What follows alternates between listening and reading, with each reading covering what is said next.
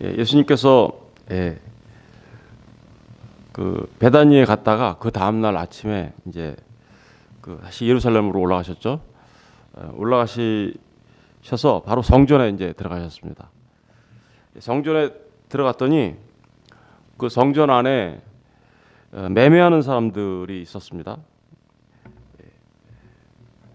매매하는데 뭘 매매했을까요? 여기서는 두 가지가 나오죠. 돈 바꾸는 사람들과 상과 비둘기를 파는 사람 이렇게 나오는데 요한복음에 가서 보면 비둘기만 파는 게 아니라 양과 소와 이런 제사 지낼 때 드리는 제물 있죠. 그것들을 거기서 팔고 있었습니다.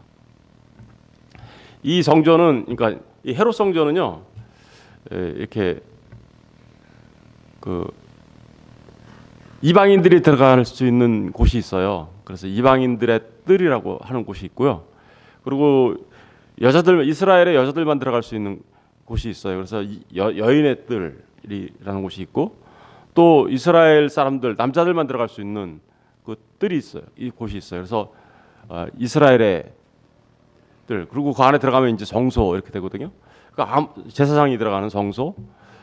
그러니까 여기 지금 예수님께서 들어가셔서 지금 이 매매가 일어나는 곳은 이방인의 뜰을 말하는 거예요. 그러니까 이방인들도 들어갈 수 있는 곳. 그 이방인의 뜰에 들어갔더니 사람들이 돈을 바꾸고 또 사람들이 비둘기를 팔고 있습니다.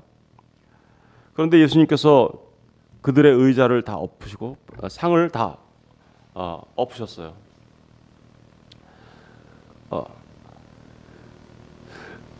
이 예루살렘 성전 안에서 이런 일들이 벌어진 것은 사실은 이유는 있어요. 왜냐하면 무슨 이유가 있냐면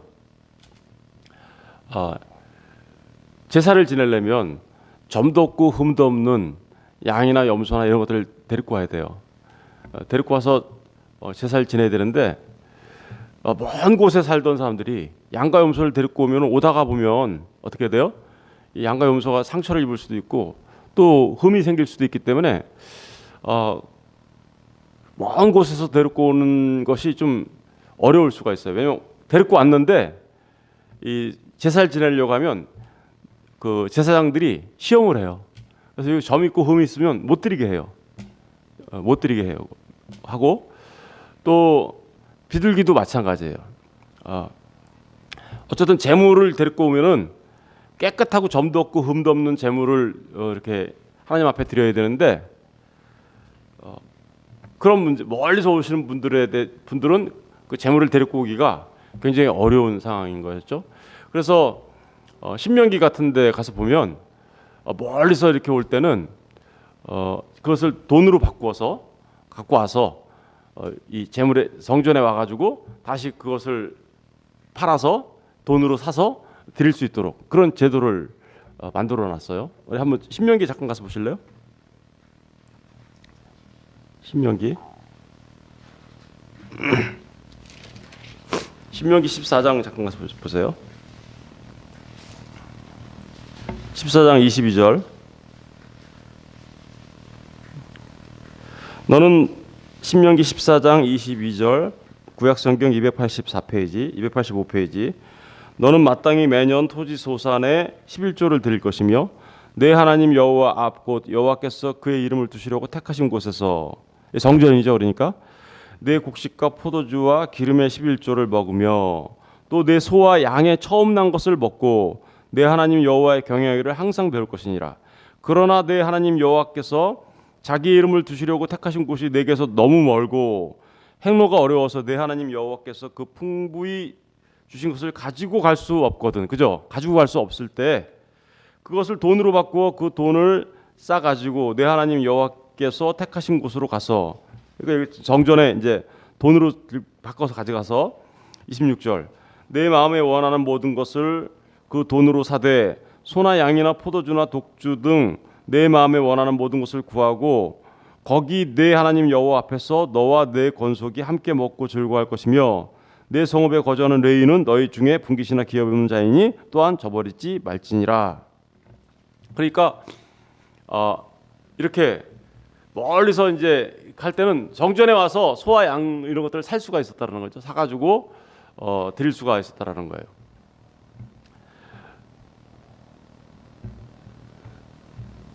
그런데 그러다 보니까 어떤 일이 벌어졌어요? 이 성전에서 소와 양이나 비둘기를 사고 파는 이게 이제 굉장히 큰 뭐가 됐을까요? 이권이 됐겠죠. 엄청난 이권이 됐습니다. 그래서 그 이권이 되는데 그것을 관리하는 사람들은 누굴까요? 대제사장, 그죠? 대제사장과 제사장들이 그걸 관리를 합니다. 그러면 대제사장과 제사장들로부터 그 소위 말하면 요즘 말로 바꿔서 얘기하면 영업권을 얻은 사람들 있죠. 그 사람들은 굉장히 큰 이익을 볼 수 있겠죠. 그러니까 이게 점점 어떻게 바뀌었을까요?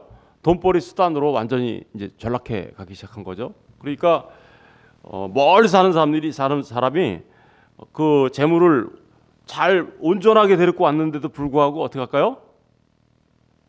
드리려고 하면 안 된다라고 얘기하는 거죠. 이거 안 돼. 그리고 어떻게 해요? 거기서 파는 양과 염소나 이 비둘기를 사야만 통과를 시켜주는 거예요, 이제. 그죠? 그렇게 되면 어떻게 될까요? 이제 점점 이 멀리서 재물을 갖고 오는 사람조차도 거기서 사야 되는 이런 현상으로 바뀌게 된 거죠. 그러니까 수많은 사람들이 거기 와서 이스라엘 사람이면 1년에 3번은 올라가야 돼요. 그죠? 반드시 올라가야죠. 3개의 절기가 있죠. 유월절, 맥추절, 수장절. 여기 3개는 반드시 올라가서 그렇게 해야 되기 때문에 모든 사람들이 올라갔는데 엄청나게 많은 사람이 올라갔어요. 그런데 거기에서 반드시 재물을 사서 바치게 하니까 이게 정말 엄청난 돈벌이 수단이 된 것이죠. 그러다 보니까 성전에서 제사를 지내는 하나님 앞에 드려지는 그 예물에 대한 기본적인 정신은 이제 사라지기 시작하고 대제사장과 제사장이 뭐예요? 배를 불리는 돈벌이 수단으로 어떻게요? 이 성전이 전락하고 만 거예요. 전락하고 만 거죠. 뿐만 아니라 이스라엘 백성이라면 누구나가 1년에 최소한 한 번은 성전세를 내야 됐죠. 그죠? 성전세를 내야 했습니다. 성전세를 얼마큼 냈습니까? 반세겔. 그죠? 반세겔을 내야 했죠. 반세겔을 해야 하는데 이 세겔이라는 이 돈은 반드시 뭘로 내야 되냐면요. 두로와 시돈에서 만들어진 그 세켈 그 돈으로 내야 돼요. 왜냐하면 당시에 로마에서 통용되고 있었던 돈은 데나리온 같은 그런 돈이었거든요. 근데 그런 돈에는 누가 새겨져 있어요? 로마 황제의 얼굴이 새겨져 있어요. 그러니까 로마 황제의 얼굴이 새겨져 있으니까 그것을 하나님께 드리면 어떻게 돼요? 우상 제물을 드리는 것처럼 돼 있기 때문에 반드시 로마 돈이나 다른 기타 외국의 돈을 가져와서 드리려고 하면 반드시 뭘로 바꿔야 돼요?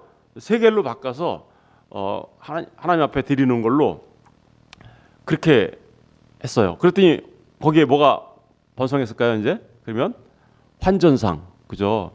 요즘으로 말하면 은행 같은 게 성전 안에 생긴 거예요. 그래가지고 거기에서 성전 안에서 반드시 돈을 교환해서 해야 되는데 그 교환하는 비율을 어떻게 했을까요? 그러면 엄청난 폭리를 취한 거죠. 환율을 엄청나게 높여가지고 그 폭리를 취한 거죠. 그뿐만 아니에요. 그 수수료를 바꾸는 돈의 24분의 1을 이렇게 24분의 1이면 약 한 몇 퍼센트가 계산이 잘 안 되는데 한 4% 5% 이렇게 되겠죠?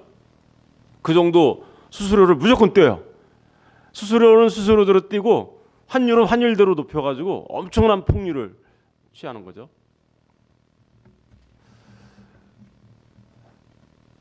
사람들이 양과 염소로 재물을 드릴 수 없는 가난한 사람들이 있어요.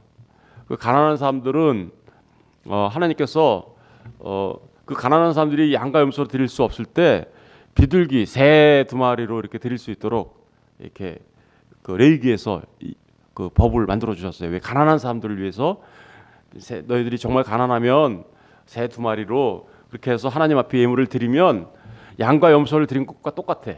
그죠? 그러니까 하나님께서는 뭘 받으시는 거예요? 그들의 마음을 받으시고 그들의 하나님을 향한 그들의 사랑을 받으시고 그리고 그들의 헌신을 받으시려고 했던 거예요. 그런데 어떤 사람들이 정말 가난해서 비둘기를 바꿔서 하나님 앞에 예물로 드리려고 했는데 성전에서 그 비둘기를 사야 돼요. 그러면 비둘기를 가난한 사람을 위해서 만드는 제도잖아요, 이게.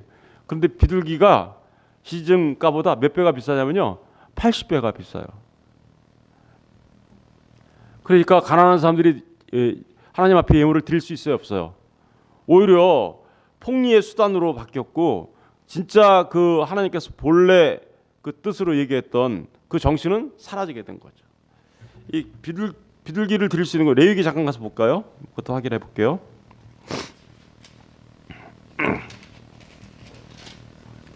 레위기 5장부터 한번 볼게요. 레위기 5장 7절 보시면요. 구약성경 152페이지.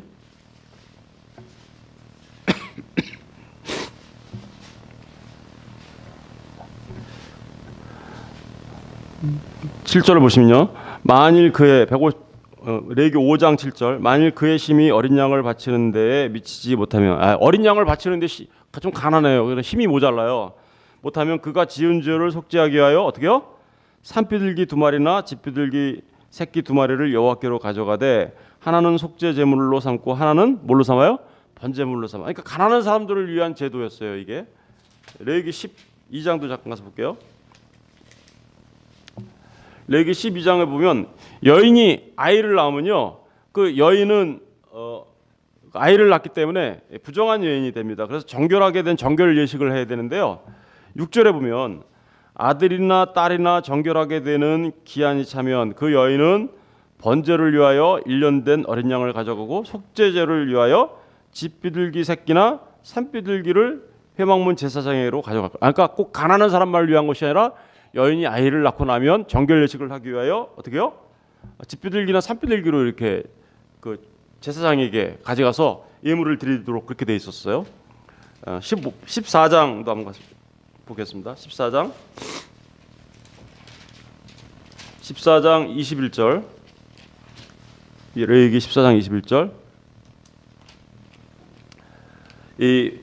그 나병 환자 같은 사람들이 이렇게 부정하잖아요. 그 부정한 자들이 나병이 나가지고 이제 정결하게 됐을 때 그 정결 예식을 해야 되는데 그 21절에 보시면 만일 그가 가난하여 그의 힘이 미치지 못하면 가난하면 그는 흔들어 자기를 속죄할 속건제를 위하여 어린 순양 1마리와 소제를 위하여 순양을 바쳐야 돼요, 원래. 소제를 위하여 고운 가루 10분의 1에 에바에 기름 섞은 것과 기름 한 녹을 취하고 그의 힘이 미치는 대로 어떡하래요? 산비둘기 2이나 집비둘기 새끼 2를 가져다가 하나는 속죄제물로 하나는 번제물로 삼아.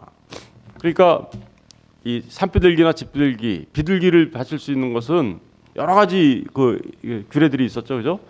가난한 사람이 드리는 속죄제물, 가난한 여인이 드리는 정결 예식, 그리고 나병 환자나 이렇게 이런 사람들이 드리는 정결 예식, 이럴 때 사용되어졌던 게 비둘기예요. 그런데 그 비둘기, 가난한 사람들을 위해서 만들어놓은 이 제도가 성전에서 어떻게 해요? 돈벌이 수단으로 전락을 해서 반드시 거기서 비둘기 사야 돼요, 성전 안에서. 그런데 몇 배를 남겨 먹었다고요? 80배. 그러니까 이런 모든 것들을 종합해 보면 지금 그 이방인의 뜰에서 벌어지고 있는 이 일들이 어떤 일 같아요? 하나님 앞에 제사 드리는 것을 명분 삼아서 뭐가 됐다고요? 완전히 다른 사람들의 주머니를 강탈해가는 마치 강도 같은 일들이 이렇게 비일비재하게 일어나고 있었던 것입니다. 그것을 아시는 주님이 상을 엎으시고 의자를 엎으시고 이 요한복음에 가면 채찍을 만들어서 어떻게요? 사람들을 다 쫓아내고 그랬다라고 얘기하면서 이렇게 얘기합니다. 이제 마태복음 21장으로 다시 돌아가면 13절에 보니까 그들에게 이르시되 기록된 바 내 집은 뭐 하는 집이라고요?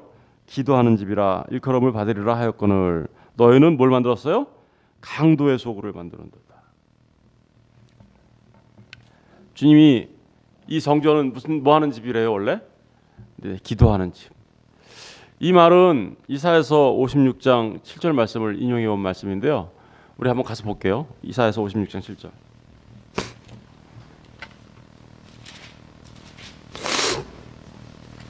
이사야서 56장을 보시면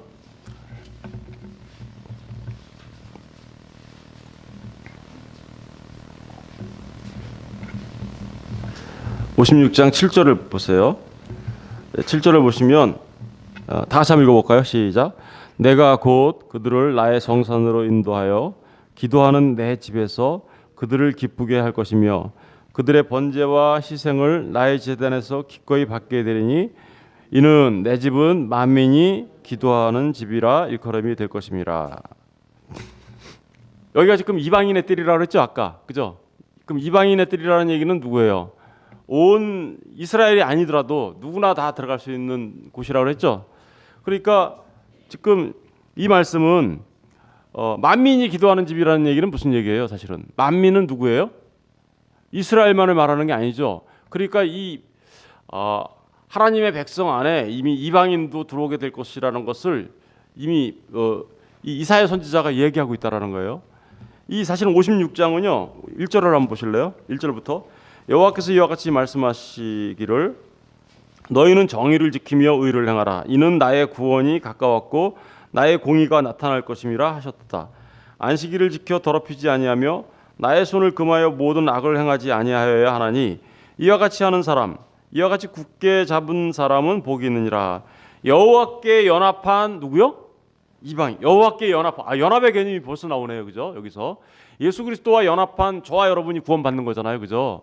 그래서 예수님과 연합하는 그런 연합의 얘기가 벌써 이사야서 56장에 나오는데 여호와께 연합한 이방인은 말하기를 여호와께서 나를 그의 백성 중에서 반드시 갈라내시리라 하지 말며 고자도 말하기를 나는 마른 나무라. 이거 뭐예요? 내가 하나님의 백성이 아니라고 말하지 말라는 거예요.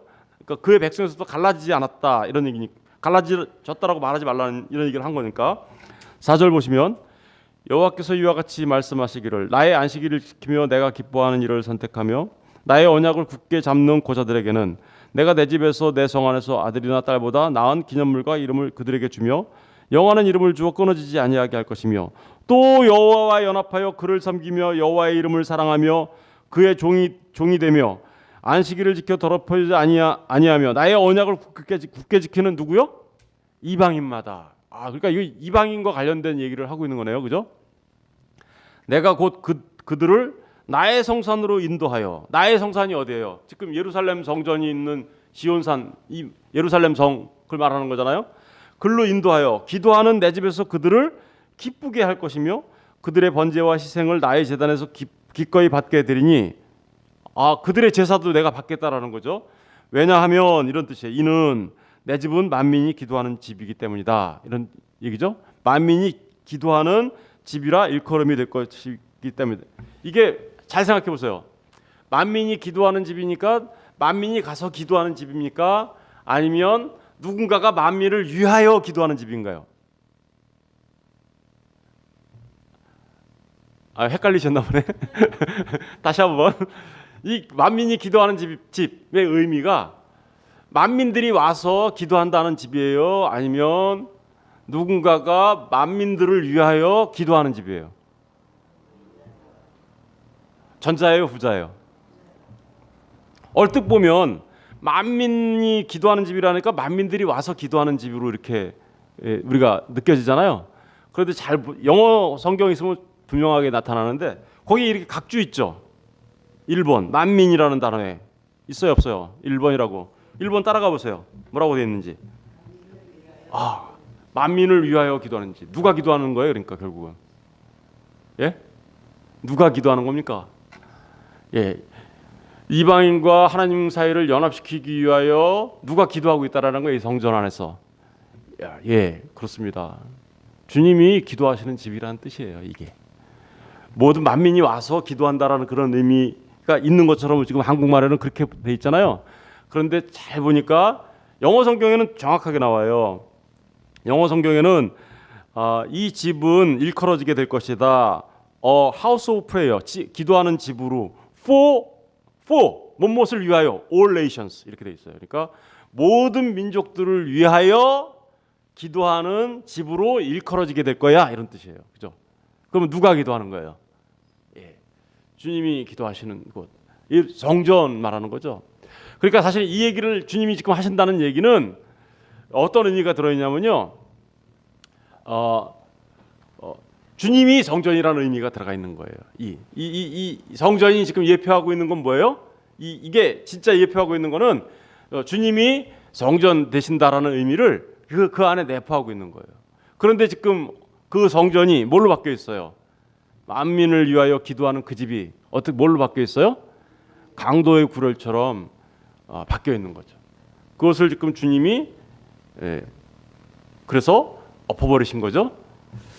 강도의 구렬이라는 말은 예레미야서에 나오는데요. 예레미야서 가서 한번 볼게요. 예레미야서 몇 장에 나오나요?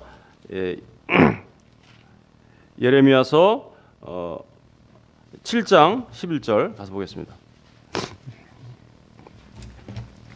예레미야서 7장 11절.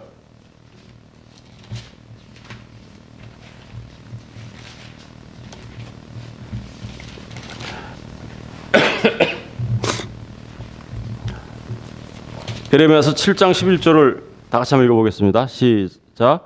내 이름으로 일컬음을 받는 이 집이 너희 눈에는 도둑의 소굴로 보이느냐? 보라, 나 곧 내가 그것을 보았노라. 여호와의 말씀이니라.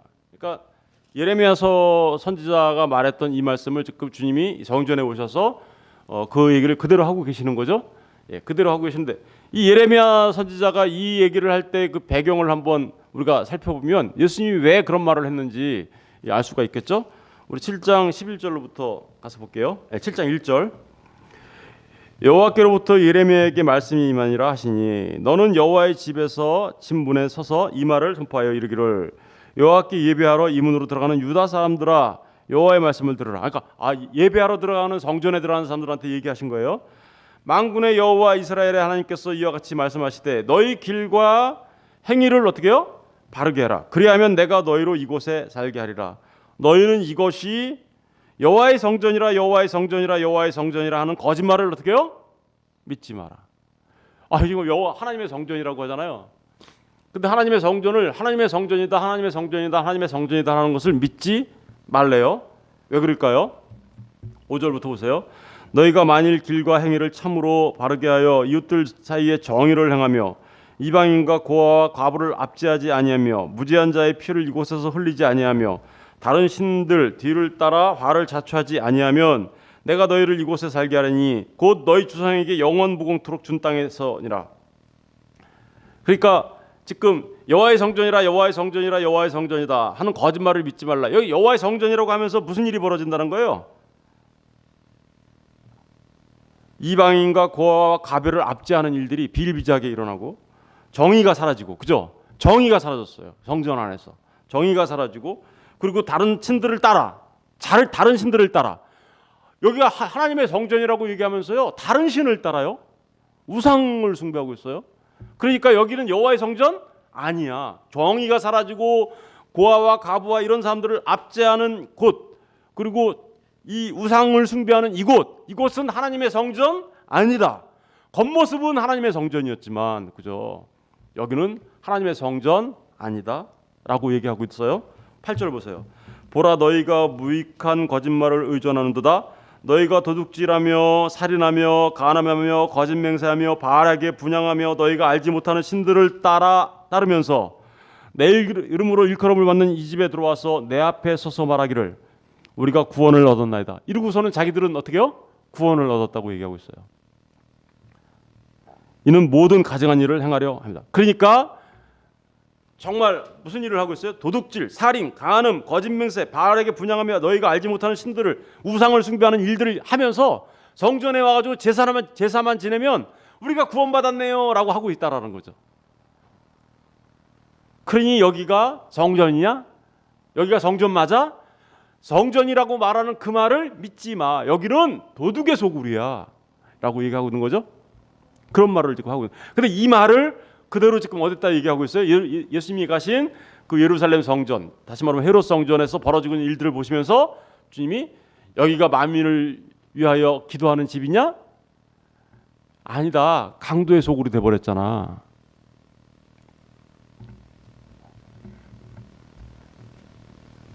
라고 얘기하면서 상을 다 엎고, 그죠? 예. 어제도 말씀드린 바와 같이 예수님께서 나귀를 타고 올라가는 평강의 왕으로 오신 거예요. 왕으로 오신 거예요. 그런데 지금 이 예루살렘 성전에서 주님이 이런 일들을 하고 있는 것은 선지자적인 역할을 하고 있는 거죠. 예. 그래서 심판의 역할을 하고 계시는 거예요. 왜 그럴까요? 예, 성전 아니라는 거예요. 잘 생각해 보세요.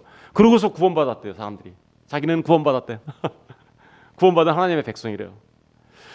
오늘날 어제도 제가 잠깐 말씀드렸지만 교회 안에 정말 주님을 알지도 못하면서 교회 안에 발을 담갔다고 해서 멋진 건물이 지어졌다고 해서 여기가 하나님의 성전이라고, 여기가 하나님의 성전이라고, 여기 들어온 사람 다 구원받았다고 라고 얘기하면 그거 믿지 마라고 말하잖아요. 그거 믿지 마. 정말 뭘 얘기하는 겁니까? 정말 하나님을 알고 있는가? 하나님 앞에 온전하게 너희가 예배를 하고 있는가? 이런 부분들을 우리에게 도전하고 질문하고 있는 것이죠. 여러분, 수많은 사람들이 하나님을 섬긴다고 해요.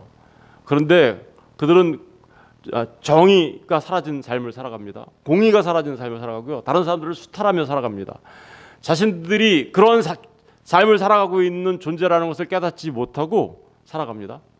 교회 와서 그냥 주일날 한번 예배드리면 나는 구원받은 하나님의 백성이지라고 생각합니다. 멋진 건물을 지어놓으면 여기가 하나님의 성전이다라고 얘기합니다. 여러분, 그러고서 너희가 구원받았다고? 너희들 구원받은 하나님의 백성이라고? 아니야, 너희들은 강도야. 이렇게 얘기하는 거죠.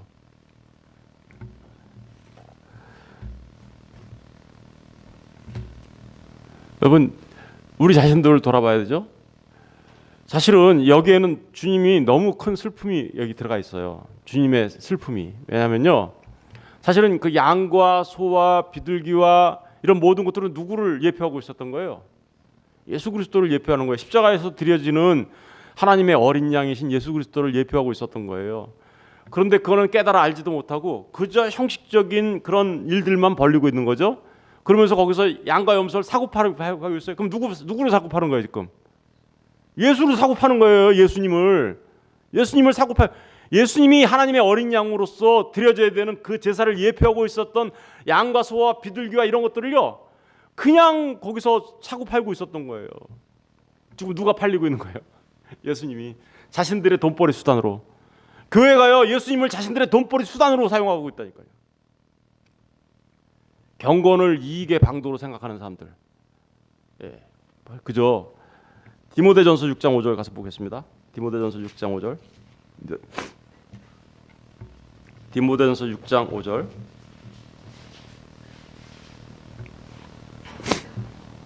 (6장 3절부터) 읽어보겠습니다. 누구든지 다른 교훈을 말하며 바른 말 곧 우리 주 예수 그리스도의 말씀과 경건에 관한 교훈을 따르지 아니하면 그는 교만하여 아무것도 알지 못하고 변론과 언쟁을 좋아하는 자니 이로써 투기와 분쟁과 비방과 악한 생각이 나며 마음이 부패해지고 진리를 잃어버려 경건을 어떻게 해요? 이익의 방도로 생각. 마음이 부패해지고 진리를 잃어버린 사람들은요, 돈벌이를요, 이익의 경건, 다시 말하면 이 예배당에 와서 예배드리는 이런 거, 하나님 앞에 제사하는 거, 신앙생활하는 것을 종교생활하는 그 자체를 이익의 방도로 전락시키는 거죠. 자신들의 배를 불리는 수단으로. 여러분, 이게 바로 예루살렘 성전의 모습이었고 오늘날 우리에게 흔히 일어날 수 있는 교회의 모습인 거죠. 야고보서 4장 13절 가서 볼게요. 야고보서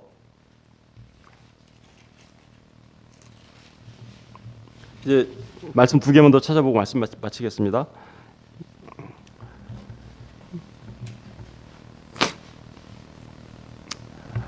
(4장 13절) 들으라 너희 중에 말하기를 오늘이나 내일이나 우리가 어떤 도시에 가서 거기서 1년을 머물며 장사하여 뭐 한다고요? 이익을 보라. 이익을 본다라는 사람들은 뭐 하는 사람들이에요? 결국은 장사꾼이라는 거예요. 결국은, 그죠? 장사꾼. 하나님을 믿는다고 하면서 예수를 믿는다고 하면서 예수를 믿는 그 일이, 하나님의 말씀을 전하는 그 일이 장사꾼으로 얼마든지 전락할 수 있음을 우리에게 경고하고 있는 거죠. 종교가요, 사업이 될 수 있어요. 종교가 사업이, 지금 예루살렘 성전에서 그게 다 사업이 되어버렸잖아요, 그죠? 종교가 사업이 된 그 순간 거기는 뭐가 되는 거예요? 강도의 소굴이 되는 거예요. 유다서 1장 16절 가서 볼게요. 유다서 1장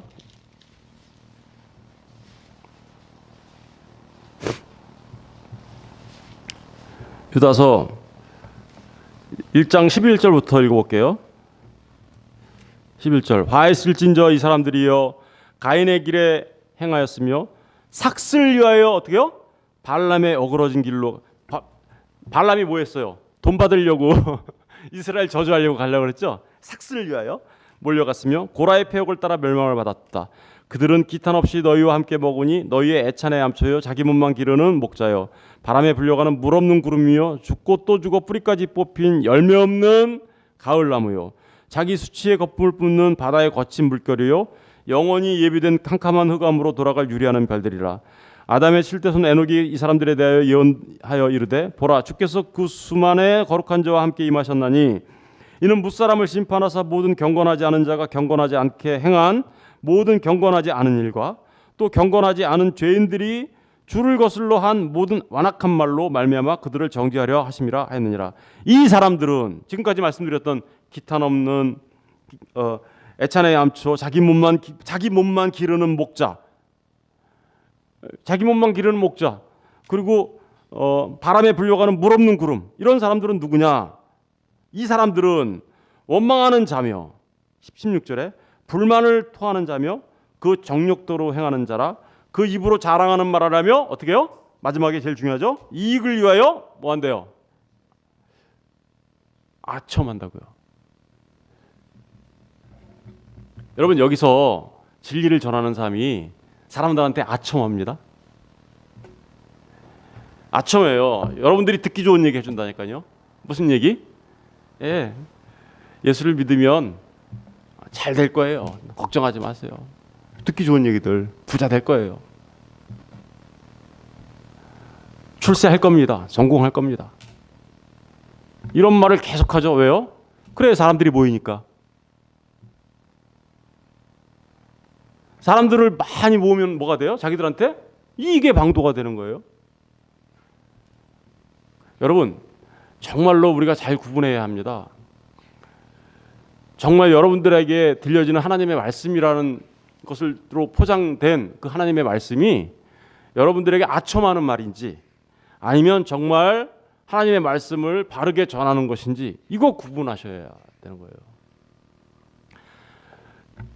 제가 지금까지 이 성경을, 하나님의 말씀을 보고 이렇게 여러 가지 일들을 생각을 해보면 하나님의 말씀은 우리의 영혼을 쪼개요. 그래서 우리의 영혼을 가난하게 만들고 심령이 가난한 자가 되게 만들고 그리고 우리 자신들을 돌아보게 만들고 하나님 앞에 나아가 회개하게 만들고 그래서 그 은혜를 사모하게 만들고 그래서 그 하나님의 말씀을 붙잡고 정말 하나님을 깊이 알아가려고 하게 되고 그리고 그 말씀을 통하여 우리 죄악된 모습들을 바라다 보면서 하나님 앞에 은혜를 사모하는 자로 만들어주는 게 뭐예요? 하나님의 말씀이에요. 그냥 우리 귀에 듣기 좋은 거 그런 거 한 말씀이 아니란 말입니다. 그런데 사람들은 그 이익의 방도를 위해서 어떻게 해요? 아첨하는 말을 계속하죠. 이게 이 예배당, 우리가 함께 예배하는 이곳을 뭐로 만드는 거예요? 강도의 구렬로 만드는 겁니다. 저는 저와 여러분이 정말 분별할 수 있는 눈이 있었으면 좋겠고요. 정말 여러분들이 이곳에 와서 하나님 앞에 예배할 때 정말 그 예배하는 자로서의 그 마음이 어때야 하는지를 우리가 이 말씀들을 통해서 돌아보게 되는 것이죠. 정말 저와 여러분 모두는 정말 하나님께서 기뻐하시는 삶을 살았으면 좋겠습니다. 정말 말씀을 잘 깨달아 알아서 말씀대로 사는 그런 사람들이 되었으면 좋겠고요. 정말 그 하나님의 집에서 정말 우리를 위하여 기도하시는 그 예수님의 은혜를 통해서 우리가 정말 주님과 하나 온전하게 연합한 자가 되고, 그래서 하나님께서 기뻐하시는 사람으로 세워지는 그런 삶을 살아가는 저와 여러분 되어야 하지 않겠습니까?